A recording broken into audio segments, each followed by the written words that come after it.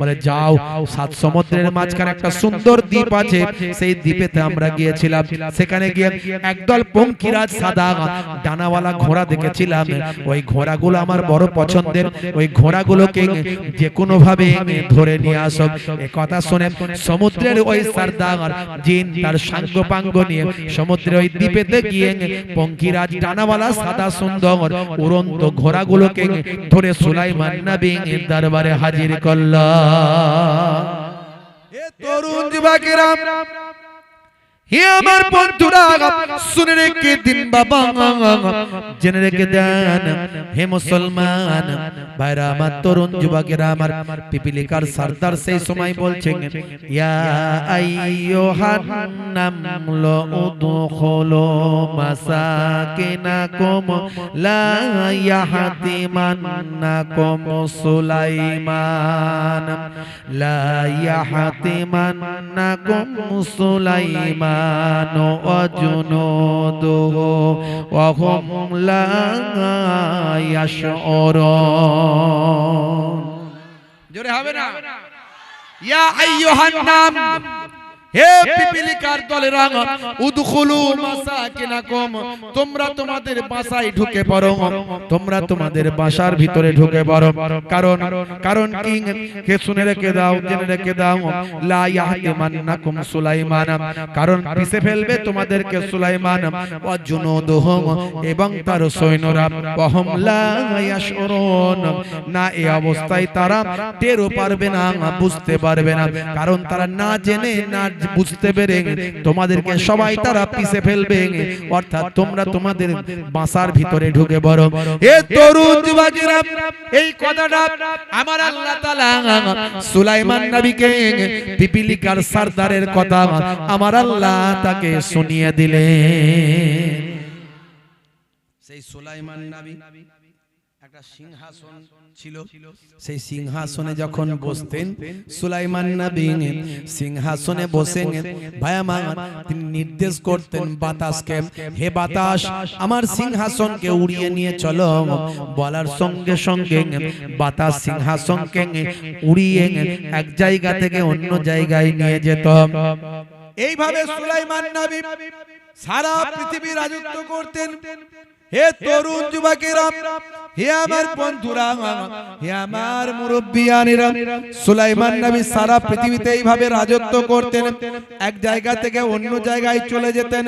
সুলাইমান নবী এইভাবে সারা পৃথিবীর বিভিন্ন জায়গাতে গিয়ে রাজত্ব করতেন। বাপজি আমার, তরুণ যুবকেরা আমার, হে মুরব্বিয়ানেরা আমার, একদিনকার ঘটনা, সাবার রানী বিলকিস, সাবার রানী বিলকিস সুলাইমান নবীকে বললেন, হে নবী সুলাইমান, বেয়াদবি নেবেন না, আপনার আল্লাহ যদি বারণ না করেন তাহলে আমার ইচ্ছা আমি আপনার সিংহাসনে করে একটু পৃথিবী ঘুরে দেখব।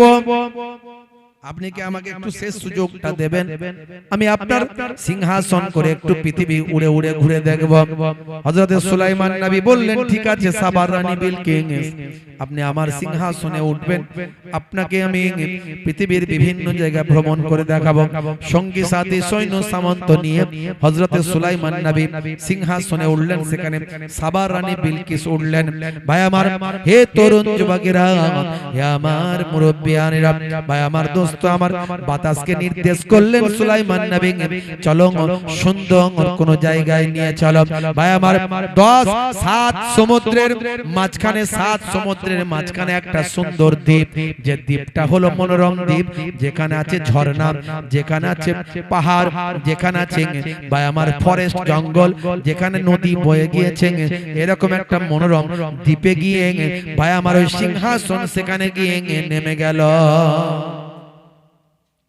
সাবার রানী বিলকিস এবং সুলাইমান নবী সহ তার সৈন্যরা, মানে সিংহাসন তো অনেক বড় সিংহাসন, সেখানে গিয়ে নামলেন। নামার পরে এমন সময় সুলাইমান নবী দেখলেন যে কিছু ঘোড়া, সুন্দর সাদা ঘোড়া, যাদের ডানা আছে, ডানাওয়ালা পঙ্খিরাজ ঘোড়া। এই পঙ্খিরাজ ঘোড়ার বয়ানটা অন্যান্য আসমানি কিতাবগুলোতে পাওয়া যায়, অন্যান্য আসমানি কিতাবগুলোতে পাওয়া যায়, তবে ডাইরেক্ট কোরআন মাজিদে পঙ্খিরাজ ঘোড়া, ডানাওয়ালা ঘোড়া হিসাবে পাওয়া যায়নি। কোরআন মাজিদে যে ঘোড়ার কথা সুলাইমান নবীর আল্লাহ বলেছেন সেটা হলো দ্রুতগামী ঘোড়া, দ্রুতগামী ঘোড়ার কথা বলেছেন। এটা কি অন্যান্য গ্রন্থে কিতাবে পঙ্খিরাজ ঘোড়া বলা হয়েছে। তো সেই ডানাওয়ালা ঘোড়া, সাদা ঘোড়া যারা পানি পান করছিল, একদল ঘোড়া এত সুন্দর, তখন সুলাইমান নবী এবং সাবার রানী তারা সব দেখতে পেলেন। দেখে সুলাইমান নবী তার সৈন্যদেরকে অর্ডার করলেন, যাও ঘোড়াগুলো আমার লাগবে, ঘোড়াগুলো আমার লাগবে। কিন্তু ঘোড়াগুলো এত দ্রুতগামী ঘোড়া ছিল, উড়ন্ত ঘোড়া ছিল, যখনই সৈন্যরা গেল টুক করে উড়ে চলে গেল, কেউ ধরতে পারল না। হে তরুণ যুবকেরা, হে আমার বন্ধুরা, শুনে রেখে দিন বাবা, জেনে রেখে দেন হে মুসলমান, হযরত নবী সুলাইমান আলাইহিস সালাম যখন বাড়িতে ফিরে এলেন, তার রাজ দরবারে যখন ফিরে এলেন, সেই সময় চিন্তা করলেন ওই ঘোড়াগুলো আমি কেমন করে পাবো। ভাই আমার দোস্ত আমার, একমাত্র জেনেরা পারবে এই কাজ করতে, জেনেরা একমাত্র পারবে ধরে আনতে। সুলাইমান নবী জিন জিন্নাত থেকে শুরু করে পশু পাখি সবের উপর রাজত্ব করতেন। সুলাইমান নবীর গোলাম জিনেদেরকে ডাকলেন, শোনো তাড়াতাড়ি যাও, আমি 7 সমুদ্রের মাঝখানে সুন্দর দ্বীপে গিয়েছিলাম, সেই দ্বীপে গিয়ে দেখলাম উড়ন্ত সাদা পঙ্খিরাজ ঘোড়া, দেখলাম যে ঘোড়াগুলো আমার বড় পছন্দ হয়েছে, যাও সেই ঘোড়াগুলোকে সেখান থেকে তোমরা ধরে নিয়ে আসো। গোলাম জিন বলল, হুজুর বিয়াদবি নেবেন না, সমুদ্রের দায়িত্বে আমরা যে জিনেরা, আমাদের দায়িত্বে সমুদ্র নেয়, সমুদ্রের উপর আমাদের রাজত্ব চলে না। তাহলে কি ব্যাপার না, সেখানে অন্য জিনেদের রাজত্ব চলে, আর তাদের যে সরদার আছে সে আপনার ভয়ে সমুদ্রের তলায় লুকিয়ে আছে, আপনি তাকে শাস্তি দেবেন বলেছেন, সেই ভয়ে সে লুকিয়ে আছে, আর সে অন্যায় করেছে তাই আপনি তাকে শাস্তি দেবেন, সে আপনার উপরে বিয়াদবি করেছে সেজন্য আপনি তাকে শাস্তি দেবেন, এই ভয়ে সে সমুদ্রের তলায় লুকিয়ে আছে, বেরোই, আর সেই পারবে একমাত্র ধরে নিয়ে আসতে। বলে যে কোনো মূল্যে আমার ওই পঙ্খিরাজ ঘোড়াগুলো চাই, তুমি দেখো কিভাবে কি করলে হয়। বলে হুজুর আমরা তাহলে ওই সমুদ্রের তলা থেকে জেনেদের সরদারকে বের করে আনছি, তারপরে যেটা যা করলে হয় আপনি করবেন, যাও তাকে যে কোনো ভাবে ধরে নিয়ে এসো। এই গোলাম জেনগুলো সমুদ্রের কিনারায় চলে গেল। হে তরুণ যুবকেরা, হে আমার বন্ধুরা, শুনে রেখে দিন বাবা, গোলাম জিনগুলো সমুদ্রের কিনারায় গিয়ে সমুদ্রের দায়িত্বে থাকা ওই জেনেদের সরদারকে ডাক দিয়ে বলল, আমরা এসেছি, তুমি যার ভয়ে ভীত তিনি আর তোমার কোনো অসুবিধা না, আমরা তোমার কাছে এসেছি, এদিকে এসো, তোমার সঙ্গে আলোচনা আছে, কথা আছে, তোমার কোনো ভয় নাই, তোমার আমরা সাহায্য করব, কোনো চিন্তা নাই, চলে এসো, চলে এসো, তোমার সঙ্গে আমাদের কথা আছে। বলার সঙ্গে সঙ্গে সমুদ্রের ভিতর থেকে জেনেদের যে সরদার তার সাঙ্গ পাঙ্গ দল নিয়ে সমুদ্রের কিনারায় এলো। সেই সময় গোলাম জেনগুলো শক্তিশালী জেনেদেরকে নিয়ে সমুদ্রের ওই ভাই আমার জেনেদের সরদারকে বন্দী করল। হে তরুণ যুবকেরা, জেনেদের সরদারকে নিয়ে এমন সময় সুলাইমান নবীর কাছে নিয়ে এসে হাজির করলো। সুলাইমান নবীর কাছে আসার পরে সমুদ্রের জেনেদের সরদার কান্নাকাটি করলো, হুজুর মাফ করে দিন, ভুল হয়েছে, আমাকে ফাঁসি দেবেন না, শাস্তি দেবেন না, জ্বালিয়ে দেবেন না, পুড়িয়ে দেবেন না। এমন সময় সুলাইমান নবী বললেন, তোমাকে ক্ষমা করতে পারি, তুমি আল্লাহকে এক বলে মানো, আর আমি তার নবী পয়গম্বর বলে মেনে নাও। বলে হ্যাঁ, সব আমি মেনে নিচ্ছি। বলে এরপরে আমার একটা কাজ আছে, কাজ করে দিতে হবে। বলে কি কাজ হুজুর বলুন, করে দিচ্ছেন। বলে যাও, 7 সমুদ্রের মাঝখানে একটা সুন্দর দ্বীপ আছে, সেই দ্বীপেতে আমরা গিয়েছিলাম, সেখানে গিয়ে একদল পঙ্খিরাজ সাদা ডানাওয়ালা ঘোড়া দেখেছিলাম, ওই ঘোড়াগুলো আমার বড় পছন্দের, ওই ঘোড়াগুলোকে যে কোনো ভাবে ধরে নিয়ে আসো। এই কথা শুনে সমুদ্রের ওই সরদার জিন তার সাঙ্গ পাঙ্গ নিয়ে সমুদ্রের ওই দ্বীপেতে গিয়ে পঙ্খিরাজ ডানাওয়ালা সাদা সুন্দর উড়ন্ত ঘোড়াগুলোকে ধরে সুলাইমান নবীর দরবারে হাজির করল। একদিনকার ঘটনা, সুলাইমান নবী ওই ডানাওয়ালা ঘোড়াগুলোকে ভীষণ পছন্দ করতেন, ভালোবাসতেন, খুব পছন্দ করতেন। ভাইরা আমার, তরুণ যুবকেরা আমার, মুরব্বিয়ানেরা, এমন সময় সুলাইমান নবী কি করলেন? ওই ঘোড়াগুলোকে বড্ড ভালোবাসতেন, পছন্দ করতেন।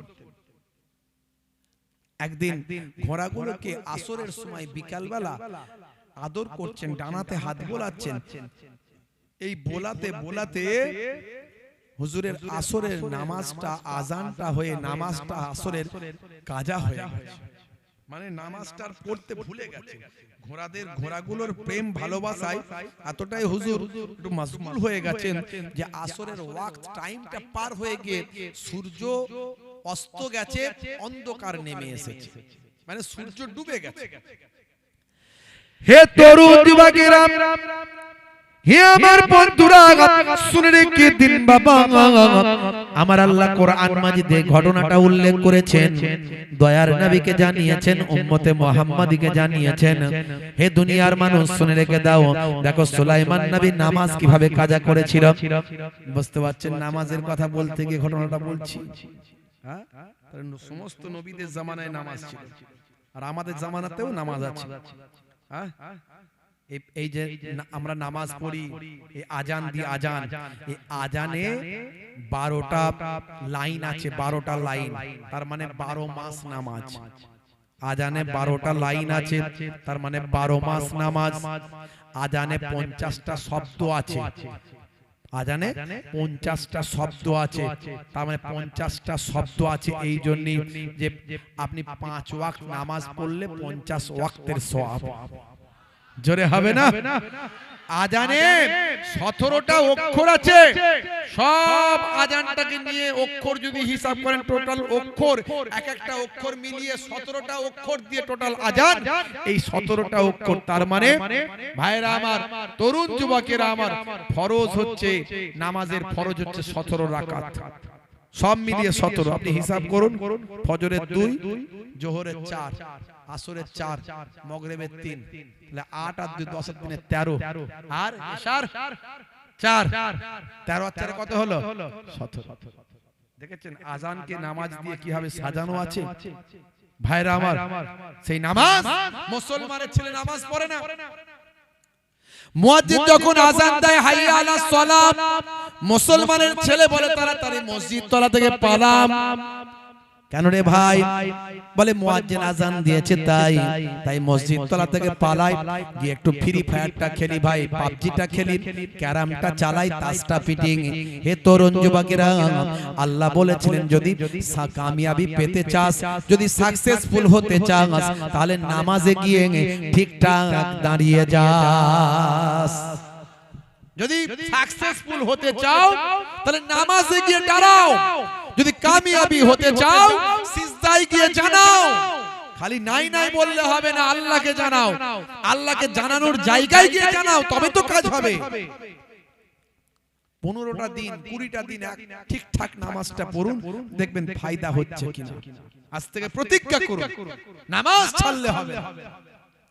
হে তরুণ যুবকেরা, সুলাইমান নবীর আসরের নামাজটা কাজা হয়েছে। আমার আল্লাহ কোরআন মাজিদের ভিতরে উম্মতে মুহাম্মাদীকে শিক্ষা দেওয়ার জন্য জানিয়েছেন সুলাইমান নবীর কি অবস্থা হয়েছিল। সূরার নাম হলো সূরা সাদ, আয়াত নাম্বার হলো 31। ইজ উরিদা আলাইহি বিল আশিয়িস সাফিনাতুল জিয়াদ। যখন তার সামনে উৎকৃষ্ট, যখন তার সামনে সুলাইমান নবীর সামনে সন্ধ্যাকালে উৎকৃষ্ট জাতের দ্রুতগামী অশ্ব উপস্থিত করা হলো, মানে দ্রুতগামী ঘোড়াগুলো যখন সন্ধ্যার আগে উপস্থিত করা হলো, 32 নম্বর আয়াত, সূরার নাম সাদ। তখন কি হলো? ফাকালা ইন্নী আহাবাবতু হুব্বাল খায়রি আন যিকরি রাব্বি হাত্তা তাওয়ারাস রাসবিল হিজাব। তখন সে বলল, আমি আমার প্রতিপালকের শরণ হতে ধন সম্পদকে বেশি ভালোবেসে ফেলেছি, এমনকি সূর্য রাতের পর্দায় লুকিয়ে গেছে। তখন সুলাইমান নবী বললেন, আমি আমার ধন সম্পদকে আমার প্রভুর থেকেও বেশি ভালোবেসে ফেলেছি, সূর্যটা অন্ধকারে অস্ত গিয়েছে। হে তরুণ যুবকেরা, হে আমার বন্ধুরা, শুনে রেখে দিন বাবা। হযরতে জিবরাইল ফেরেশতা এসে সুলাইমান নবীকে বললেন, হে নবী সুলাইমান, আপনি একটা ভুল কাজ করে ফেললেন। আপনি নামাজের থেকে, আপনার প্রভুর থেকে আপনি সম্পদকে বেশি ভালোবেসেছেন। এরই জন্য হঠাৎ করে দেখা যায় দ্রুতগামী ওই ঘোড়াগুলো সুলাইমান নবীর চোখের সামনে থেকে গায়েব হয়ে যায়। সুলাইমান নবীর চোখের সামনে থেকে ঘোড়াগুলো গায়েব হয়ে গেল। শুধু একটা ভুল, আল্লাহর শরণ থেকে আসরের নামাজটা ভুলে যাওয়া। সুলাইমান নবী এবার কি করলেন? হে তরুণ যুবকেরা, হে আমার বন্ধুরা, সুলাইমান নবী আল্লাহর দরবারে এবার ক্ষমা চাইতে লাগলেন, কাঁদতে লাগলেন। সেটাও আল্লাহ কোরআন মাজিদে বলেছেন। সূরার নাম সূরা সাদ, আয়াত নাম্বার হলো 35। সুলাইমান নবী কি বললেন? ওয়ালা রাব্বিগফিরলি ওয়া হাবলি মুলকান লা ইয়ামবাগি লি আহাদিম মিন বাদি ইন্নাকা আনতাল ওয়াহাব। হে তরুণ যুবকেরা, সে বলল, হে আমার প্রতিপালক, আমাকে ক্ষমা করো আর আমাকে এমন রাজ্য দান করো যা আমার পরে আর কারো জন্য শোভনীয় হবে না। তুমি হলে পরম দাতা। ভাই আমার, এই বলে সুলাইমান নবী আল্লাহর দরবারে ইস্তেগফার আর ক্ষমা প্রার্থনা করতে লাগলেন। সূরার নাম সূরা সাদ, আয়াত নাম্বার 36। আমার আল্লাহ এরপরে বললেন, ফাসাখখারনা লাহুর রিহা তাজরি বিআমরিহি রুখাআহাইসু আসাবা। অতঃপর বাতাসকে তার অধীনে করে দিলাম, তার আদেশে তা মৃত্যুমন্দ গতিতে প্রবাহিত হতো। যেখানে সে ইচ্ছা করত বাতাস সেখানে সুলাইমান নবীকে নিয়ে যেত। বাতাস সুলাইমান নবীকে যেখানে ইচ্ছা করতেন সেখানেই নিয়ে চলে যেত। আল্লাহ রাব্বুল আলামিন বাতাসকে সুলাইমান নবীর আন্ডারে করে দিলেন। আল্লাহ বললেন, হে নবী সুলাইমান, ওই দ্রুতগামী ঘোড়ার থেকেও আরো দ্রুত বাতাসকে আমি তোমার অধীনে করে দিলাম। বায়ু তোমার কথা শুনবে। বুঝতে পারছেন? তাহলে আপনি যদি নামাজি হয়ে যান, সুলাইমান নবীর মতো নিয়ামত আপনি পাবেন। মানে সুলাইমান নবীকে আল্লাহ নিয়ামত আলো বাড়িয়ে দিয়েছিলেন যে ওই ঘোড়ার জন্য তুমি তোমার প্রভুকে ভুলে গেলে, আর তুমি ক্ষমা চেয়েছো, যাও তোমাকে আমি ক্ষমা করলাম। আর যে ঘোড়ার জন্য তুমি তোমার প্রভুকে ভুলে গিয়েছিলে, আমি তার থেকেও দ্রুতগামী বাতাসকে তোমার অধীনে করে দিলাম। এবং সুলাইমান নবীকে আল্লাহ ওই ঘোড়াগুলো পাঠিয়ে দিয়েছিলেন। এবারে সুলাইমান নবী ঘোড়াগুলোকে নিয়ে কি করলেন জানেন? এগুলো সব ডানা কেটে দিলেন, আর কিছু দান করে দিলেন, কিছু জাবা করে মানুষকে দিয়ে দিলেন। বুঝতে পারছেন ভাইরা আমার, তরুণ যুবকেরা আমার, মুরব্বিয়ানেরা আমার, সুলাইমান নবী বললেন, যে ঘোড়ার জন্য আমি আমার প্রভুকে ভুলে যাই, সে ঘোড়া আমার লাগবে না। এই জন্য আল্লাহ রাব্বুল আলামিন বলেছেন, লা, হে দুনিয়ার মানুষ শুনে রেখে দাও, ইয়া আইয়ুহাল্লাযীনা আমানু লা তুলহিকুম আমওয়ালুকুম ওয়ালা আওলাদুকুম আন যিকরিল্লাহ ওয়া মা ইয়াফআল যালিকা ফাউলাইকা হুমুল খাসিরুন। হে দুনিয়ার মানুষ, এই ইমানদারেরা, তোমরা যেন তোমাদের পিতামাতা, সন্তান, সন্ততিকে পেয়ে তোমরা যেন আমি আল্লাহকে ভুলে না যাও, তোমরা যেন আমি আল্লাহর নির্দেশ না ভুলে যাও, তোমরা যেন আল্লাহর হুকুম না ভুলে যাও। তোমরা তোমাদের সম্পদ, মাল মাতা, সন্তান, সন্ততি পেয়ে আমার ইবাদতটা ভুলে যেও না। হে যুবকেরা, আজকের ওয়াজ থেকে বলে যায়, ঘর বাড়ি সংসার, ছেলে মেয়ে, স্ত্রী, কাজ কারবার পেয়ে আল্লাহর ইবাদত ভুলে যাবেন না, নামাজটা ছেড়ে দেবেন না। ওয়াক্ত যে হলো ওযু করো, মসজিদে চলো, খোদার হুকুম পালন করো নামাজটা পড়ো ওয়াক্ত যে হলো ওযু করো মসজিদে চলো দিন রাত 5 ওয়াক্ত নামাজ পড়লে পাবে ভাই জান্নাত জোরে হবে না জোরে হবে না ফজরের সময় হলে মসজিদে যাও তুমি চলে থেকো না বিছানায় শুয়ে খোদা দেন রহমত ঢেলে আর জোরে হবে না জোহরের সময় হলে কাজটা দাও তুমি ছেড়ে কিছু সময় দাও নামাজে সফলতা আসবে চলে ওয়াক্ত যে হলো ওযু করো মসজিদে চলো খোদার হুকুম পালন করো নামাজটা পড়ো ওয়াক্ত যে হলো ওযু করো মসজিদে চলো আসরের ওয়াক্তটা হলে অপচয় সময় না করে মসজিদে যাও তুমি চলে আমল নামা ডান হাতে পাবে জোরে হবে না আর জোরে হবে না মাগরিবের ওয়াক্ত আসিলে মসজিদে যাও তুমি চলে কবরের আযাব থেকে মুক্তি প্রভু দেবে আর জোরে হবে না এসার সময় হলে অবহেলা না তুমি করে নামাজে যাও তুমি চলে কবরে মুক্তি পাবে ওয়াক্ত যে হলো ওযু করো মসজিদে চলো খোদার হুকুম পালন করো নামাজটা পড়ো ওয়াক্ত যে হলো ওযু করো মসজিদে চলো মৌলানা সাহেবের কাছে শিখে নিতে হবে জেনে নিতে হবে নামাজ শিক্ষা পড়তে হবে তাহলে আপনি নিজেই জানেন না সারা জীবন ধরে গোসল করছেন আপনি পাক পবিত্র গোসল কাকে বলে হে তরুণ যুবকেরা পাক পবিত্র গোসলের ফরজ হচ্ছে 3টা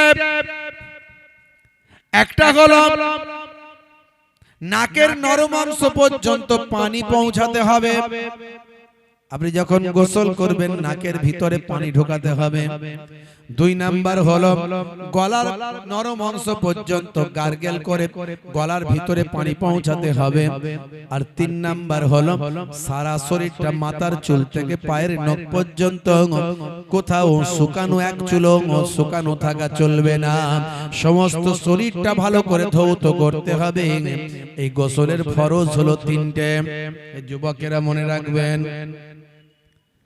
তবে সুন্নতি গোসল কোনটা আল্লাহর নবী কিভাবে গোসল করতেন হাদিস পাকের মধ্যে এসেছে হে তরুণ যুবকেরা যেখানে নাপাকি লেগে থাকবে সেই নাপাকি জায়গাটা আগে ভালো করে ধৌত করবে এরপরে পানি নিয়ে তুমি ডান কাঁধে দেবে তারপরে পানি নিয়ে তুমি বাম কাঁধে দেবে তারপর মাথা থেকে পা পর্যন্ত ভালো করে ধোবে তারপরে যখন তুমি উঠে আসবে পায়েতে পানি দিয়ে সেখান থেকে উঠে আসবে এই পদ্ধতিতে গোসলটা হলো আমার আপনার নবীর সুন্নতি গোসল বন্ধুরা আমার তরুণ যুবকেরা আমার গোসল করলে তারপরে আপনি ওযু করতে পারবেন ওযু যদি না করেন নামাজ হবে না ওযুর ফরজ কটা জানেন? এই ফরজগুলো যদি একটু গন্ডগোল হয় আপনার আর ওযু হবে না, গোসল হবে না। এই ফরজগুলো হলো আল্লাহর অর্ডার, কার অর্ডার? কোরআনের অর্ডার, কোরআন মাজিদের নির্দেশ। এই জন্য এগুলোকে ফরজ বলা হয়। এগুলোর ভিতরে যদি একটুখানি সামান্যতম গন্ডগোল হয় আপনার ফরজটা হুকুমটা পালন করা হলো না, এর ফলে আপনার ওই কাজটা কমপ্লিট হবে না, ওযু হবে না, গোসল হবে না। এই ওযুর ফরজ কটা শুনে রেখে দেন হে তরুণ যুবকেরা। আমার আল্লাহ কোরআন মাজিদের ভিতরে বললেন ইজা কুমতুম ইলা সালাত, ইজা কুমতুম ইলা সালাতি ফাগসিলু উজুহাকুম ওয়া আইদিয়াকুম ইলাল মারাফিক ওয়া আমসাহু বিরুউসিকুম ওয়া আরজুলাকুম ইলাল কাবাইন। বলুন না আল্লাহু আকবার। যখন তোমরা গোসল ওযু মনস্থ করবে, নামাজের মনস্থ করবে, ইজা কুমতুম ইলা সালাত, যখন তোমরা নামাজ পড়তে মনস্থ করবে, ফাগসিলু ধৌত করো, ওজুহাকুম তোমাদের মুখমণ্ডল, ওয়া আইদিয়াকুম ইলাল মারাফিক এবং তোমাদের হাতের এই গিরার উপর পর্যন্ত, কনুইয়ের উপর পর্যন্ত তোমরা ধৌত করো। অনেকের এখানে শুকনো রয়ে যায়, ওযু হবে না, এই কনুইয়ের উপর পর্যন্ত ধৌত করতে হবে। ভাইরা আমার, ওয়া আমসাহু বিরুউসিকুম মাথাটা মাসাহ করতে হবে, হাতে পানি দিয়ে মাথাটা মাসাহ করতে হবে। ওয়া আরজুলাকুম ইলাল কাবাইন এবং তোমাদের পায়ের যে গিরা আছে এই গিরার উপর পর্যন্ত ধৌত করতে হবে। এই এতটা যদি এই চারটে কাজ যদি ঠিকঠাক করতে পারো, এখানে যদি গন্ডগোল হয় ওযু হবে না। আর এই চারটে কাজ যদি ভালো করে করতে পারো তাহলে তোমার ওযু হবে, বাকিগুলো গন্ডগোল হলেও ওযু হয়ে যাবে, নামাজ হয়ে যাবে। পায়ের গিরা উপর পর্যন্ত ধুতে হবে। অনেকে আঙ্গুলে পায়ের আঙ্গুলের ফাঁকে পানি দেয় না, ফাটাফাট করে ধুতে গিয়ে ওখানে শুকনো রয়ে যায়, ওযু হবে না। বলতে চাইছিলাম যেটা, হে যুবক, তোমার আমার জন্মটা কিভাবে একটু ভাবো। তাহলে যে পানি শরীর থেকে বের হলে গোসল করা ফরজ হয়ে যায়, সেই পানির মধ্যে দিয়ে এক কাতরা নাপাক পানি, যেখান থেকে 40 কোটি শুক্রাণু বের হয়, একটা শুক্রাণু ডিম্বাণুর সঙ্গে মিলিত হয়ে মাতৃগর্ভে নাপাক পানিটা পড়ে থাকে। ওই নাপাক পানিটাকে আমার আল্লাহ কি করেন যুবক শুনে রেখে দাও। কোরআন মাজিদে আমার আল্লাহ বলছেন সুম্মা কানা আলাকাতান ফাখালাকা ফাসাওয়া, ওই নাপাক ওই এক কাতরা পানিটাকে আমার আল্লাহ জমাট বাঁধা রক্তপিণ্ডতে পরিণত করে দেন। হে তরুণ যুবকেরা, হে আমার বন্ধুরা, হে আমার মুরব্বিয়ানিরা, শুনে রেখে দিন বাবা, ওই জমাট বাঁধা রক্তটা আরো কিছুদিন মাতৃগর্ভে থাকতে থাকতে সেটা একটা গোস্তের পিণ্ডতে পরিণত হয়। গোস্তের পিণ্ডটা আবার একটা সময় মাতৃগর্ভে থাকতে থাকতে গোস্তের পিণ্ডটা আস্তে আস্তে বড় হতে থাকে। এই বড় হতে হতে সে গোস্তের পিণ্ড থেকে একটা সুন্দর আমার আল্লাহ মানব সৃষ্টি করেন। পঞ্চ ইন্দ্রিয় নাসিকা কর্ণ জিহ্বা গোস্তের পিণ্ড থেকে অলৌকিক ভাবে আমার আল্লাহ হাত পা মুখ মাথা একটা সুন্দর দেহ আমার আল্লাহ দান করে। কিন্তু মায়ের গর্ভে সন্তানটা থাকে মৃত। কি থাকে? মৃত থাকে। কারণ সে তখনো রূহ পায়নি, আত্মা পায়নি। দেহ তৈরি হয়ে যায় কিন্তু আত্মা দেওয়া হয়নি। আল্লাহ বলছেন এরপরে আমি মাতৃগর্ভে একজন ফারিস্তা পাঠাই, মায়ের গর্ভে একজন ফারিস্তা পাঠাই। আমি আল্লাহ আমার কুদরতি শক্তিতে মায়ের গর্ভে একটা ফারিস্তা পাঠিয়ে ওই দেহের ভিতরে আমি আল্লাহ ফারিস্তার মাধ্যমে আত্মা দান করে দিই। এই আত্মা দান করার পরে সবচেয়ে প্রথম ওই দেহের ওই বাচ্চার শরীরের পঞ্চ ইন্দ্রিয়ের মধ্যে যে ইন্দ্রিয় যে অঙ্গটা সবচেয়ে আগে কাজ করে সেটা হলো কান শ্রবণ ইন্দ্রিয়। 1450 বছর আগে আমার আল্লাহ কোরআন মাজিদে বলেন মাতৃগর্ভে সবচেয়ে আগে যে ইন্দ্রিয় কাজ করে সেটা হলো শ্রবণ ইন্দ্রিয়। আর আজকের সায়েন্স বলছে, বিজ্ঞানও বলছে একই কথা। মায়ের পেটের ভিতরে বাচ্চার যে অঙ্গটা যে ইন্দ্রিয়টা সবচেয়ে আগে কাজ করে সেটা হলো বাচ্চার কান। 1450 বছর আগে আল্লাহর কোরআন যা বলছে আজকের বিজ্ঞান সেটা বলছে। অবাক করা ব্যাপার, সারা পৃথিবী তোলপাড়। কি করে সম্ভব? এই জন্যই সম্ভব যে আল্লাহ সত্য, আল্লাহর নির্দেশ সত্য। আল্লাহ সারা কুল কায়নাতের স্রষ্টা আর তার নিজস্ব বাণী হলো কোরআন মাজিদ, যেটা সত্য।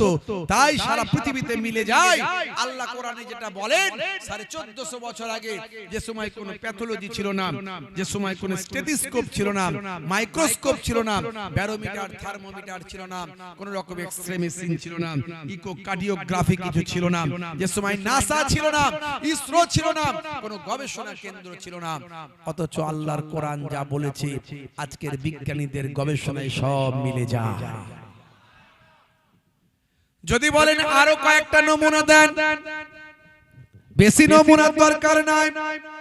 হে তরুণ যুবকেরা, হে আমার মুরব্বিয়ানেরা, শুনে রেখে দিন বাবা, জেনে রেখে দেন হে মুসলমান। আমি আপনাদের মাঝখানে আরো কয়েকটা নমুনা দিয়ে দিচ্ছি। হে মুসলমান একটুখানি শুনুন ভাইরা আমার, তরুণ যুবকেরা। আমার আল্লাহ সূরা নাবার ভিতরে কি বলছেন? সূরা নাবাতে আল্লাহ কি বলছেন?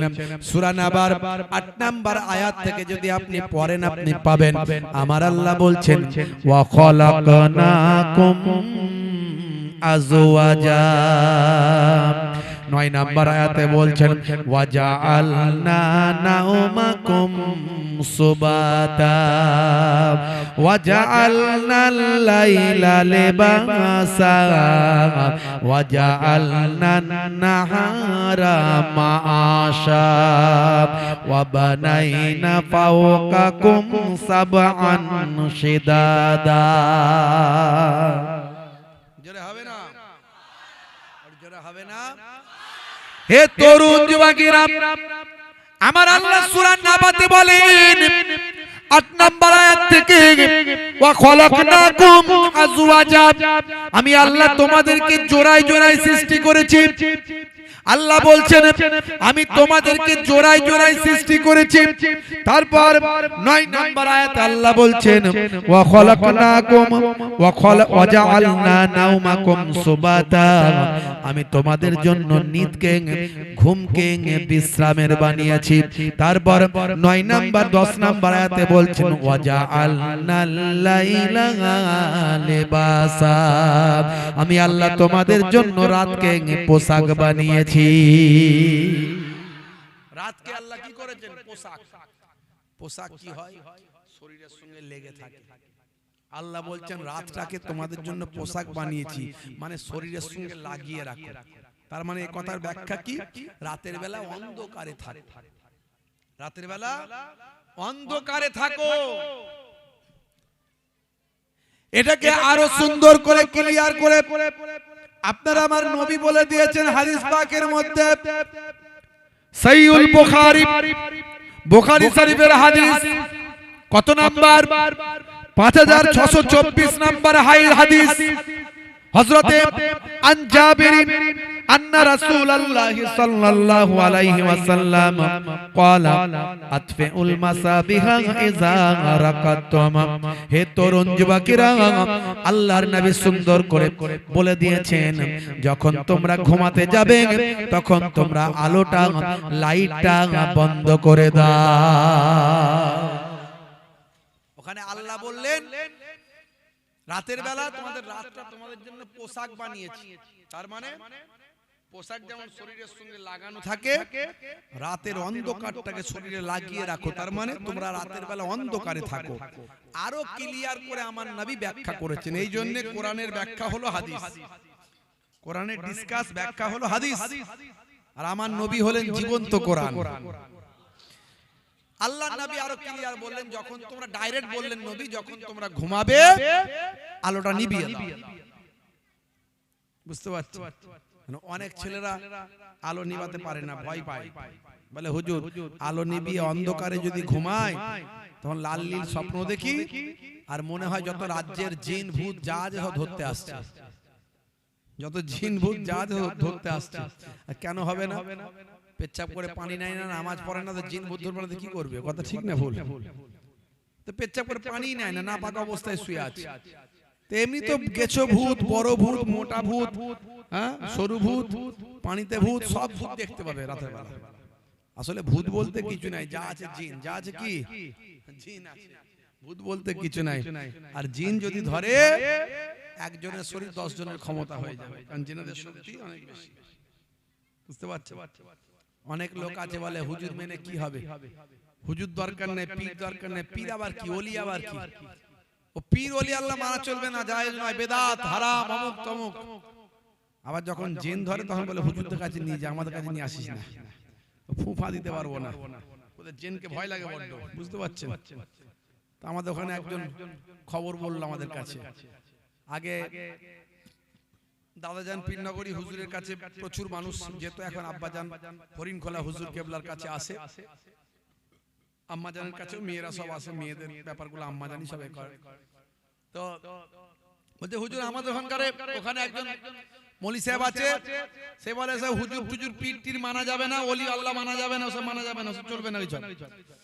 তো আমাদেরকে প্রায় বলে, আমাদের এখানে একজনকে জেন ধরেছে, আমরা সেই মৌলী সাহেবের কাছে গেছি, মৌলী সাহেব তুমি তো বলো হুজুর টুজুর মানা যাবে না, হরিণখোলা দরবার শরীফ যেতে হবে না, তা আমরা তো যাবো না, তো অন্তত এই জেনটাকে ধরেছে ছাড়িয়ে দাও, ব্যবস্থা করো, কিছু একটা ফুফা দাও। তা আমরা তো এসব গন্ডগোল হলে হুজুরদের কাছে যাই, ফুফার দিন নিতে যাই একটু, হুজুরদের ফুফা দিলে কাজ হয়ে যায়, তো তুমি একটু দাও, তাহলে হুজুরকে যাওয়া যাবে না, তুমি দাও। না আমি দিতে পারবো না, হুজুর কাছে নিয়ে যা। তো বলছে, তারা বলছে যে তুই তো সবসময় বারণ করো, আবার এখন নিজে কেন বলছো, কেন তুমি একটু ফুফা দাও, তুমি ফুফা দিতেই হবে তোমাকে, আমরা চাইছি না যে যাবো, ওখানে অনেক দূর যেতে হবে, আবার এখন খুব খুব ডিস্টার্ব করছে, মানে খুব লাফালাফি করছে, মানে মারাত্মক ধরেছে আর কি, মানে ভয়ঙ্কর ব্যাপার, অন্তত ওখানে যাবো, যাওয়া যাবে না, এখন পরিস্থিতি খুব খারাপ, তুমি একটু দাও। সে দেবে না মৌলী সাহেব, আর এরা ছাড়বে না, রাত দিন শুধু হুজুরদের বিরোধিতা করো, দিতেই হবে, দিতেই হবে। শেষে মৌলী সাহেব বিপদে পড়ে গেছে, বাধ্য হয়ে যেই মাথায় ফু দিতে গেছে, সে জেনের মাথায় ফু দিচ্ছে, যাই তাই ব্যাপার নাকি, এক ঠাস করে চর, মৌলী সাহেব ঘুরে ছিটকে পড়ে গেছে ওখানে। ওরে বাবারে, নিজেদের হুজুরদের কাছে নিয়ে যা বাবা, নিয়ে যা।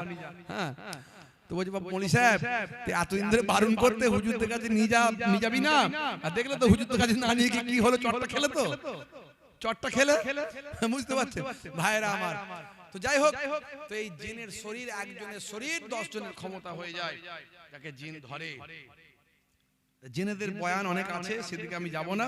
তো ভাইরা আমার, তরুণ যুবকেরা আমার, মুরব্বিয়ানেরা আমার, তো আপনি পাক পবিত্র থাকলে, নামাজ পড়লে, সূরা ইয়াসিন পড়ে, আয়াতুল কুরসি পড়ে, সূরা ফাতিহা পড়ে, সূরা নাস ফালাক পড়ে আপনি গায়ে ফু দিয়ে শোবেন, আপনার জিন ভূত কিচ্ছু ধারে কাছে আসতে পারবে না ইনশাআল্লাহ। বুঝতে পারছেন? কিন্তু আপনি রাতের বেলা অন্ধকারে, রাতের বেলা লাইটটা বন্ধ করে শোয়ার নির্দেশ কার? যেমন কার? আল্লাহর এবং রাসূলের। 1450 বছর আগে, হে তরুণ যুবকেরা, হে আমার বন্ধুরা, এই নির্দেশগুলো 1450 বছর আগে।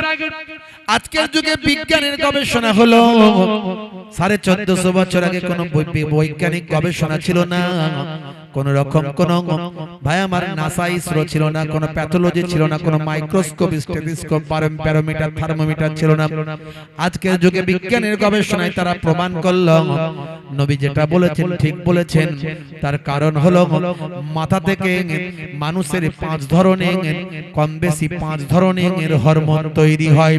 তার মধ্যে মানুষ যখন ঘুমিয়ে থাকে গভীর ঘুমে যখন আচ্ছন্ন থাকে, গভীর ঘুমের মধ্যে যখন থাকে, এমন সময় যদি অন্ধকারের ভিতরে থাকে, গভীর ঘুমে থাকতে হবে এবং অন্ধকারে থাকতে হবে। আমি বলছি না, সায়েন্স বলছে, ইন্টারনেট সার্চ করলেও পাবেন, মাথার পেছন সাইড থেকে তখন এক ধরনের হরমোন তৈরি হয়। চোখ যদি ব্রেনকে বলে, হে ব্রেন, পরিবেশটা অন্ধকার আছে, মানুষটা গভীর ঘুমে আচ্ছন্ন আছে, আর পরিবেশটা অন্ধকারের ভিতরে আছে, এই ব্রেন যদি, ভাই আমার, চোখ যদি ব্রেনকে সিগন্যাল দেয়, তখন মাথার পেছন সাইড থেকে এক ধরনের হরমোন তৈরি হয়, যে হরমোনটার নাম হলো মেলাটোনিন হরমোন। এই হরমোনটা বের হয়ে রক্তের সঙ্গে মিশে যায়, রক্তের সঙ্গে মিশে গিয়ে এই হরমোনটা আমাদের শরীরে ক্যান্সারের জীবাণুকে প্রতিরোধ করে, ক্যান্সার থেকে বাঁচায় এই হরমোনটা। তাহলে কত মারাত্মক একটা ব্যাপার। লাইট বন্ধ করে ঘুমানো, অনেক ছেলেরা লাইট জ্বালিয়ে ঘুমায়, কোনোদিন লাইট বন্ধ করে ঘুমাতে পারে না। টিউব লাইট জ্বালিয়ে ঘুমাতে হবে, নাহলে বলছে গেছো ভূত, ছোট ভূত, বড় ভূত সব একসঙ্গে আসবে। বুঝতে পারছো? তাহলে মেলাটোনিন হরমোনটা তৈরি হবে কি করে? আস্তে আস্তে করে ক্যান্সারের জীবাণু, ভাইরাস শরীরে বাসা বাঁধবে। আমি বলছি না, বিজ্ঞান বলছে। হে তরুণ যুবকেরা, আমি এই উদাহরণগুলো কেন দিচ্ছি, তার কারণ হলো কোরআন সত্য, আল্লাহ সত্য, কোরআন সত্য, আল্লাহর নবী সত্য, নবীর হাদিস সত্য। তাই 1450 বছর আগের কথাগুলো আজকের যুগে সব বিজ্ঞান আর বাস্তবতায় প্রমাণিত। এরকম আমি অনেক উদাহরণ দিয়েছি, ইন্টারনেটে গেলে আপনারা পাবেন। 20-25 হাজার বক্তব্য আছে, একটা দুটো নয়। ইন্টারনেটে 20-25 হাজার বক্তব্য আছে, একটা দুটো নয়। আমি এরকম অনেক উদাহরণ আপনাদের মাঝখানে দিয়েছি।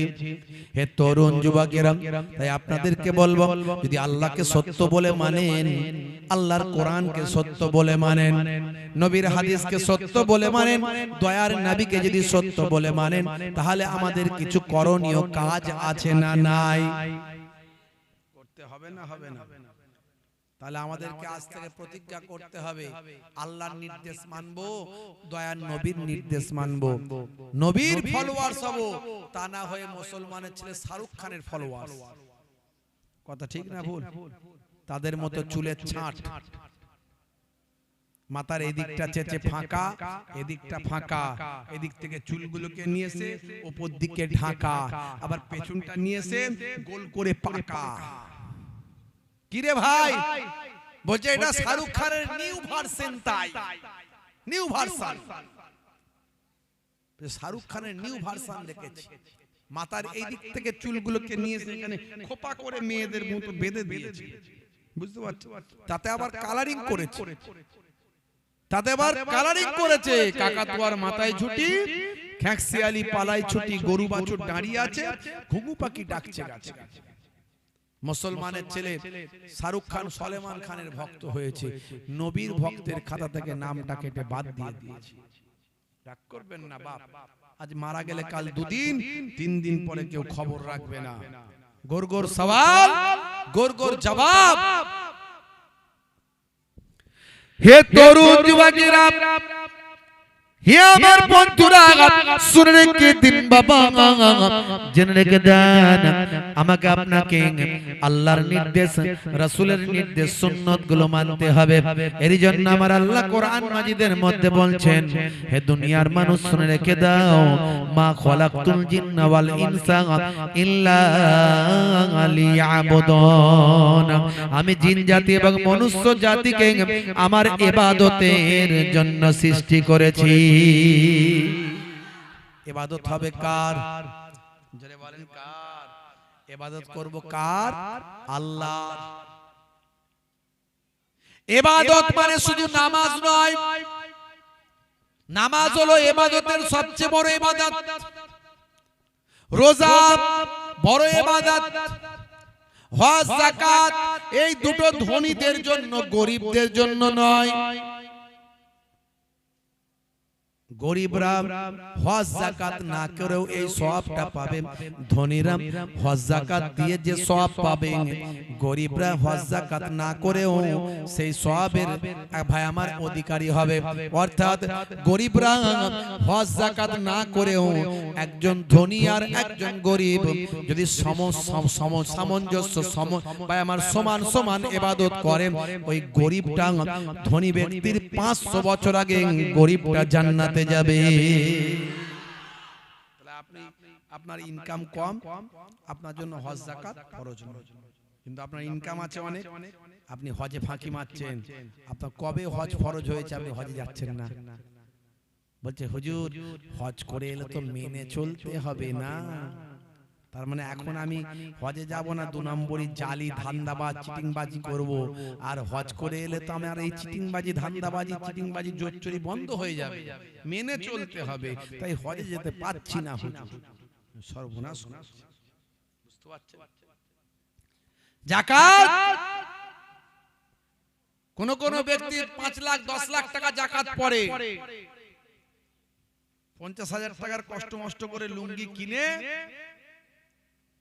50,000 টাকার লুঙ্গি কিনে আর 10 দিন ধরে টোকন দিয়ে দিয়ে বিলি করছে, সারা দুনিয়ার লোককে দেখাচ্ছে দেখো কত বড় যাকাত দিচ্ছে।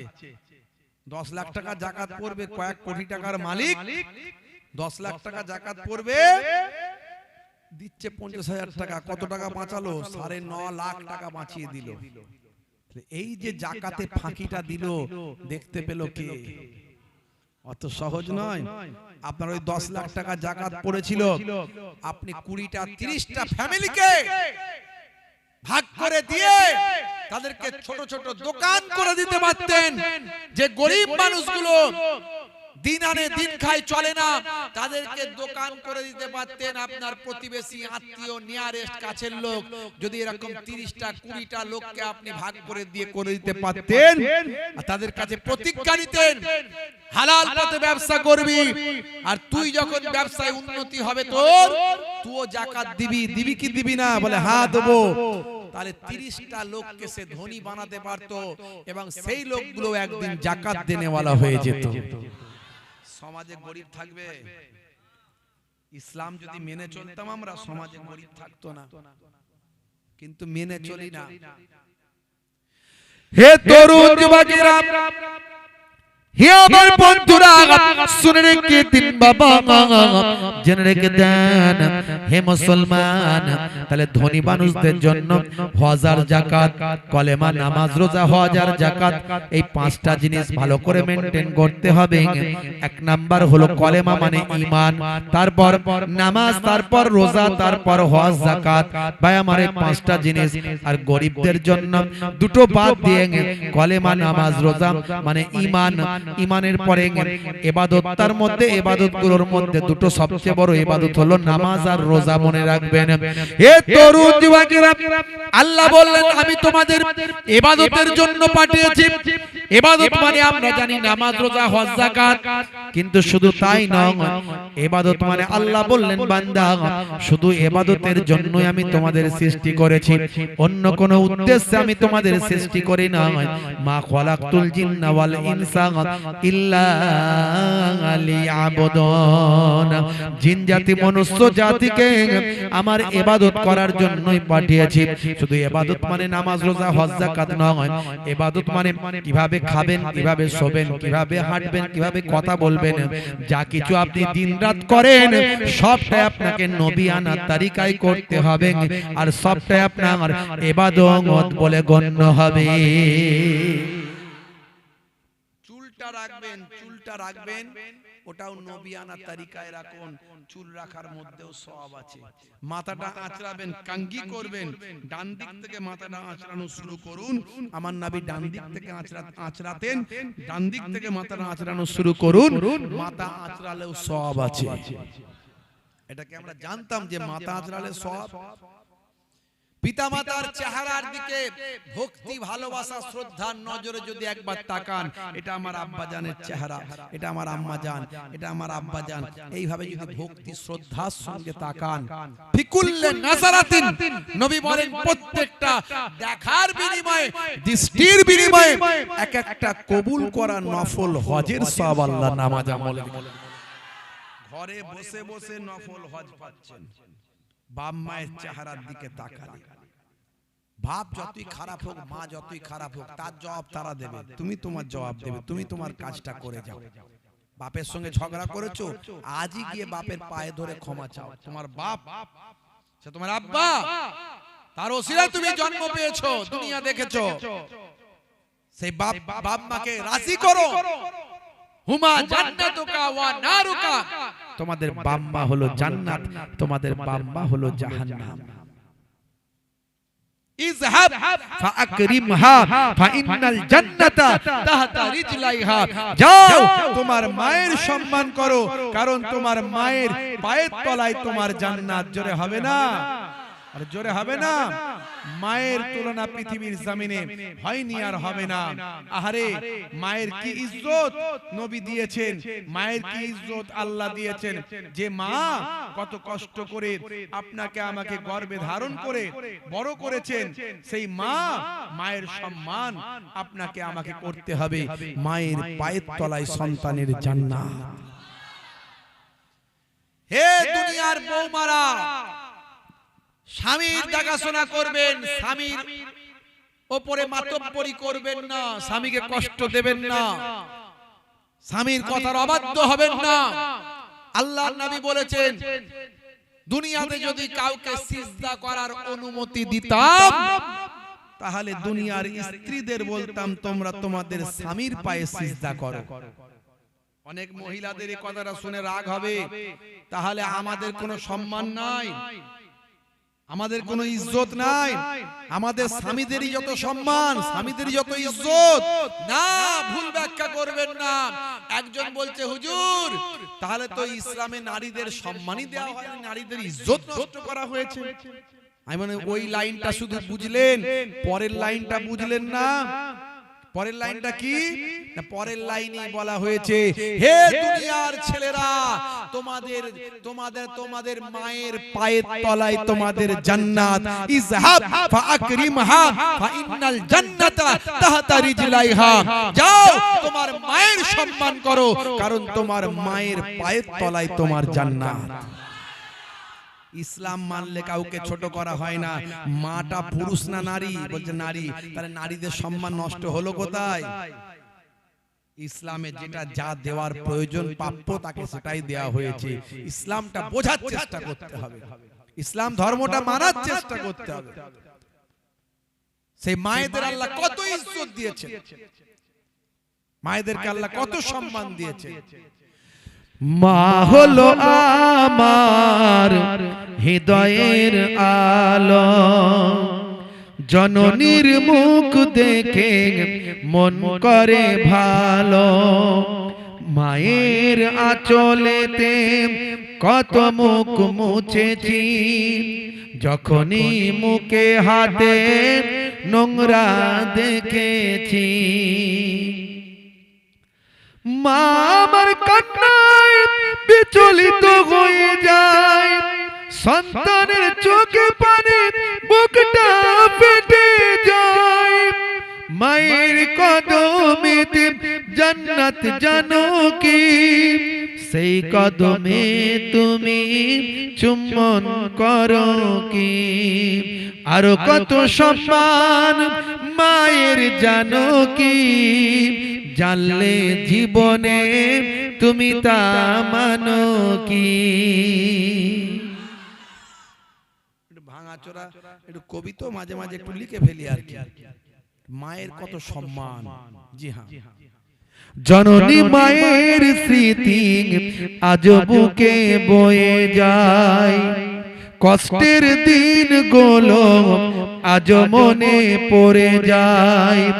জননীর অনাহারে দিন রাত কেটে যায়, তবু যেন সন্তান খালি পেটে না রয়। মা হলো তোমার দুনিয়াতে জান্নাত, মা রাজি না হলে পাবে তুমি দোজখ। এই কথা তুমি আজও মানো কি? মানলে মায়ের সেবা করো কি?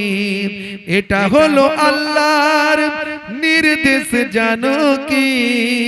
জানলে সে বিধান তুমি তা মানো কি? জোরে হবে না? আর জোরে হবে না? মা ছিল এক গো আলকামা সাহাবী। নবী পাকের একজন সাহাবী ছিলেন, নাম হলো হযরতে আলকামা রাদিয়াল্লাহু তাআলা আনহু। মায়ের মনে দুঃখ লেগে গিয়েছিল। কলেমা ইন্তেকালের সময় কলেমা জবান দিয়ে বের হচ্ছে না। নবী পাক জানতে পারলেন, তখন বললেন তার মাকে বলো মাফ করে দিতে। মা বলল আমার মনে যা দুঃখ লেগেছে আমি মাফ করব না। আল্লাহর নবী বললেন যাও, মা যদি মাফ না করে তার কালেমা নাসিব হবে না, আর কালেমা নাসিব না হলে তার জীবনটাই তো বেকার। যাও জঙ্গল থেকে কাঠ কেটে নিয়ে এসে তাকে জ্বালিয়ে দাও। মাকে মায়ের কাছে খবর গেল, মা তখন বলল আহারে আমার ছেলেকে জ্বালিয়ে দেওয়া হবে, যাও আমি ক্ষমা করে দিলাম। মা ছিল এক গো আলকামা সাহাবীর, বড় ভালোবাসতো পুত্র বেনাজির। মায়ের হৃদয়ে ব্যথা লেগে যায় যখনই, মা বলে প্রভু আমি তার জননী। হাত দুটো তুলে মা খোদাকে জানাই, বড় ব্যথা পেয়েছি ওগো প্রভু দয়াময়। ইন্তেকালে তার দেখো কি ঘটে যায়, সাহাবীর কালেমা নসিবে না হয়। নবীজির ওসিলায় মা তাকে ক্ষমা দেয়, কালেমা পড়ে তার রূহ পাখি উড়ে যায়। জোরে হবে না? মা হলো আল্লাহর বড় এক নিয়ামত, দুনিয়ার সন্তান করো তার খিদমত। মায়ের দোয়াতে বাইজিদ ওলি এক, আল্লাহর দেওয়া মা হলো রহমান। জোরে হবে না? মহিবুল্লাহ বলে যে আবার মা হলো পৃথিবীর সেবা সবার। মায়ের মনেতে যেন দুঃখ না লেগে যায়, দুনিয়া আখিরাতে বরবাদ হবে ভাই। আছে কেউ এমন দোয়াটা পেতে চায়, তাড়াতাড়ি মাকে খুশি যেন করে দেয়। মায়ের মনে দুঃখ থাকলে আজ গিয়ে পাটা ধরে ক্ষমা চান, মাগো ভুল করেছি মা ক্ষমা করে দাও। দেখবেন মা তো মাই হয়, সারা জীবনে সব দুঃখ ভুলে ঝরঝর করে কেঁদে আপনাকে ক্ষমা করে দেবে। আপনার দুনিয়াটা ভাই আমার কামিয়াব হয়ে যাবে। মুসলমান তরুণ যুবকেরা আমার, হে তরুণ যুবকেরা, হে আমার বন্ধুরা, শুনে রেখে দিন বাবা, জেনে রেখে দেন সেই বাপ মায়ের চেহারার দিকে যদি একবার তাকান, এক একটা কবুল করার নফল হজের সওয়াব পাওয়া যায়।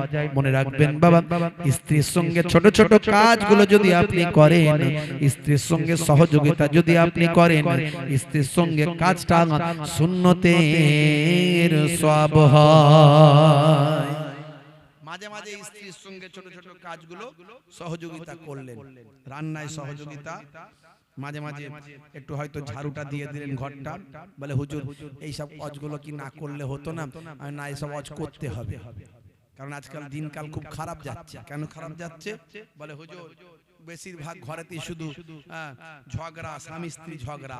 আপনারা দেখেন নাই, কিন্তু বেশিরভাগ ঘরেতেই স্বামী স্ত্রী ঝগড়া। কেন রে ভাই? এত মিল ছিল তো। ওরে বাপরে, শাহরুখ খানের ভক্ত, সলমান খানের ভক্ত, বিয়ে করেছে প্রেম করে, বুঝতে পারছেন? যত প্রেম সব বিয়ের আগে। হাত কেটে আই লাভ ইউ, তোমার জন্য জীবন দেব, রেল লাইনে মাথা দেব, বিষ খেয়ে মরে যাব, পটল ডাঙায় চলে যাবো। সর্বনাশ। বাপ বলে কোন রকম ধরে বেঁধে বিয়ে দেয়া, নাহলে আমার ছেলেটা মরেই যাবে। তো বিয়ে শাদী হলো, 2-3 বছর যেতে না যেতে যত ভালোবাসা মোহাম্মত সব জানালা দিয়ে বেরিয়ে গেল, আর ঘর দিয়ে ঝগড়া, অশান্তি, মারপিট, দাঙ্গা হাঙ্গামা সব ঘরের দরজা দিয়ে ঢুকলো। বুঝতে পারছো? রাত্রে 9টা-10টা বাজলে দরজার ভাই আমার গ্রামের ভিতর দিয়ে গেলে ওই ঘর থেকে 220 আর 440 আওয়াজ আসে, মানে ঢিসুম ঢাসাম, মানে কি বলবো, 220 440 গুপ গাপ, শুধু মারপিটের আওয়াজ, ঝগড়ার আওয়াজ, চিৎকার। কি হলো রে ভাই, এত ঝগড়া কিসের? এই তো বিরাট বড় প্রেম ছিল তাদের, গেল কথা, সব জানালা দেবে দিয়ে গেছে। বুঝতে পারছো কি হলো? না, প্রেম আর নাই, শুধু মারপিট, দাঙ্গা হাঙ্গামা। আসলে কেন হবে না? তার কারণ হচ্ছে ও শাহরুখ খানের ভক্ত, সলমান খানের কাছ থেকে প্রেম শিখেছে। যে সলমান খান নিজেই বিয়ে করেন, সে আবার প্রেম কি শেখাবে? কথা ঠিক না ভুল? আর নবীর কাছ থেকে প্রেম যদি শিখতো, নবী বলছেন মাঝে মাঝে ঘরটা ঝাড়ু দাও। এই জন্য এই কথাগুলো বলি, স্ত্রীর সঙ্গে মাঝে মাঝে ছোট ছোট কাজগুলো করো। আল্লাহর নবী বলছেন আমি স্ত্রীর সঙ্গে কাজগুলো করেছি, ইয়াকুনু ফি মাহনাতি আহলিহি ওয়া ইয়াকুমুল বাইতা ওয়া ইয়াহলিবুনা সাতা ওয়া ইয়াকিতা সাওবাহু ওয়া ইয়াকসিবানা আলাহু ওয়া ইয়াহমিলু বিজাতিন মিনাস সুক। আল্লাহর নবী মাঝে মাঝে স্ত্রীর সঙ্গে ছোট ছোট কাজগুলো করতেন, ঘরটা মাঝে মাঝে ঝাড়ু দিতেন, মাঝে মাঝে নিজে হাতে বাজারটা করে নিয়ে এসে বাজারটা দিতেন, স্ত্রীর সঙ্গে রান্নায় সহযোগিতা করতেন। আচ্ছা, এই কাজগুলো যদি আপনি স্ত্রীর সঙ্গে করেন, সব সময় তো পারবেন না, ব্যস্ত মানুষ, বাইরে কাজকর্ম করেন, যেদিনে ঘরে আছেন একটু স্ত্রীকে বলেন, হ্যাঁ গো তুই প্রতিদিন কাজগুলো করছো, তোমার সঙ্গে একটু সহযোগিতা করে দিই। আচ্ছা বলেন, এরকম 2-4 দিন যদি করেন, স্ত্রীর সঙ্গে প্রেম বাড়বে না কমবে? মারাত্মক বাড়বে। ফেভিকল আটা জানেন? ফেভিকল আটা, ফেভিকল আটা জানেন তো? ফেভিকল আটার মতো প্রেম হবে, মানে একদম বুড়ো বুড়ি হয়ে যাবেন, তবু প্রেম কিন্তু কমবে না। তাহলে নবীর কাছ থেকে প্রেম শিখলে বুড়ো বুড়ি পর্যন্ত প্রেম থাকে, আর সলমান খানের কাছ থেকে প্রেম শিখলে, যে নিজেই বিয়ে করেন, প্রেম তো থাকার কথা নয়। কথা ঠিক না ভুল? আপনি নবী করেছেন এই কাজগুলো, স্ত্রীর সঙ্গে সহযোগিতা করেছেন, মনে করে নবীর সুন্নত মনে করে করবেন, দেখবেন সুন্নতের সবটা নামাজ আমলে পাবেন। তাহলে এইগুলো ইবাদত। এগুলো কি? স্ত্রীর সঙ্গে সহযোগিতা করা, মাঝে মাঝে ঘরটা ঝাড়ু দেওয়া, এগুলো সব ইবাদত। আপনি বলবেন হুজুর জানতাম না তো, এই ওয়াজ তো কেউ করেনি।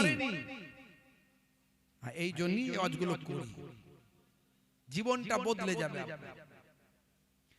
হে তরুণ যুবকেরা, হে আমার বন্ধুরা, শুনে রেখে দিন বাবা, খাবারটা যখন আপনি খাবেন, পরিমিত খাবার খাবেন। যতটা খেলে মনে হয় পেটটা ভরবে, তার থেকে কম খাবার আপনি খাবেন। একটা পেটটাকে 3টে ভাগে ভাগ করে নেবেন, একটা ভাগে খাবার দেবেন, একটা ভাগ পানি দেবেন, আর একটা ভাগ ফাঁকা রাখবেন। এটা আপনার জন্য দয়ার নবী বলেছেন, এটা আপনার জন্য সুন্নাত। এইভাবে খাবেন, আপনার পেটের বিমারি, পেটের অসুখ সাধারণত অনেকটাই কমে যাবে, শরীরে রোগ থাকবে না। হে তরুণ যুবকেরা, স্বাস্থ্য বিশেষজ্ঞরা নবীর পদ্ধতিতে খাওয়াটাকে পারমিট করেছেন। 1450 বছর আগে আল্লাহর নবী বললেন এইভাবে খেতে। আজকের যুগে বিজ্ঞান আর বাস্তবতায় পরিণত হয়েছে। আপনি যদি গলা ভর্তি করে খান, তাহলে খাদ্য বেশি খেয়ে ফেলবেন। পৃথিবীতে কোটি কোটি মানুষ খাবার পায় না, অভুক্ত থাকে, তাদের জন্য কিছুটা রেখে দেয়া হলো। আর পরিমিত খাবার খেলে নষ্ট হবে না। অনেকে ছড়িয়ে ছিটিয়ে রাখে, হাই সোসাইটির মানুষরা ছড়িয়ে ছিটিয়ে খাবার খায়। দেখবেন 5 স্টার হোটেলে খাচ্ছে, পেটে ক্ষুধা থাকলেও কিছুটা ছড়াতে হবে, নাহলে লোকে বলবে হ্যাংলা, লোকে বলবে হাংরি, ক্ষুধার্ত, খাই না কোনোদিন। লোককে দেখাতে হবে যে আমি সব কিছু পরোয়া করি না। এগুলো মানে খেলো খানিকটা ছড়িয়ে রেখে দিল। তা আল্লাহর নবী বলছেন চেটে পুচে খাও। কে হাংরি বললো, কে ক্ষুধার্ত বললো, আমার দেখার দরকার নাই। আমি আল্লাহর নির্দেশ, নবীর নির্দেশ মানি। চেটে পুচে খাও, পরিমিত খাও। পরিমিত খাবার খেলে তোমার হজম শক্তি ঠিক থাকবে, লিভারের ফাংশনটা ঠিক থাকবে, মেশিনটা ভালো কাজ করবে। আজকে স্বাস্থ্য বিশেষজ্ঞরা বলছে, আর চেটে পুচে খেলে স্বাস্থ্য বিশেষজ্ঞরা বলছে মুখ থেকে এক ধরনের লালা নিঃসৃত হয়। যখন চেটে পুচে খাওয়া হয়, আঙুল চাটেন, থালা চাটেন, এক ধরনের লালা নিঃসৃত হয়, যেটা আমাদের হজমের জন্য উপকার হয়ে যায়। এখনকার ছেলেরা দেখবেন খাবার যখন খায় গলা পর্যন্ত খায়। দেখবেন আবার বিয়ে বাড়ি হলে আবার টেনে মারে, পকেটে পেঁয়াজ নিয়ে যায়। এদিকে ওই রকম নাই মনে হচ্ছে। খালি বলে নিয়ে আয়, বাঁশকাঠির বিরিয়ানি বলে অসুবিধা নাই, দেরাদুন চালের বিরিয়ানি বলে অসুবিধা নাই, মাটন বিরিয়ানি বলে তাও নিয়ে আয়, চিকেন বিরিয়ানি বলে তাও খাবো, অসুবিধা নাই। বলে ভাই নান পুরি বলে দে তাড়াতাড়ি, বুঝতে পারছো? সব একটা একটা করে শুধু নিয়ে আয় করে। শেষে দেখা যায় আর জায়গা নাই। বলে কি আছে রে ভাই? বলে হাইব্রিড রসগোল্লা, কোনো অসুবিধা নাই, চালাই। তারপরে কি আছে রে ভাই? বলে 2 in 1, বলে তাও অসুবিধা নাই। তারপরে কি আছে? বলে আইসক্রিম, বলে দে একটু খাই দেখি কেমন ক্রিম। শেষ পর্যন্ত দেখা যাচ্ছে চিলেকুটা গলা পর্যন্ত দিয়ে তারপরে বলে র্যান্টাকা জিনটা একটা নিয়ে আয়। মানে অবস্থা খুব খারাপ, আর চলার ক্ষমতা নাই, বুঝতে পারছো? তো পেটের রোগ হবে না তো কি হবে? শরীর খারাপ করবে না তো কি হবে? আমার নবী যেভাবে বলেছেন সেভাবে চললে জীবনটা ধন্য হয়ে যাবে। সব সুন্নত, নবীর স্টাইলে খাবেন, এটাও সুন্নত। হে তরুণ যুবকেরা, এরকম অনেক সুন্নত আছে, সবগুলো আপনার জন্য ইবাদত। ভালো করে মনে রাখবেন, ঘুম থেকে ওঠা থেকে ঘুমাতে যাওয়া পর্যন্ত সবই ইবাদত। ডান দিকে কাত হয়ে ঘুমাবেন, এটা আপনার জন্য ইবাদত। ডান দিকে কাত হয়ে ঘুমাবেন। নবী 1450 বছর আগে বলেছেন ডান দিকে কাত হয়ে ঘুমাতে।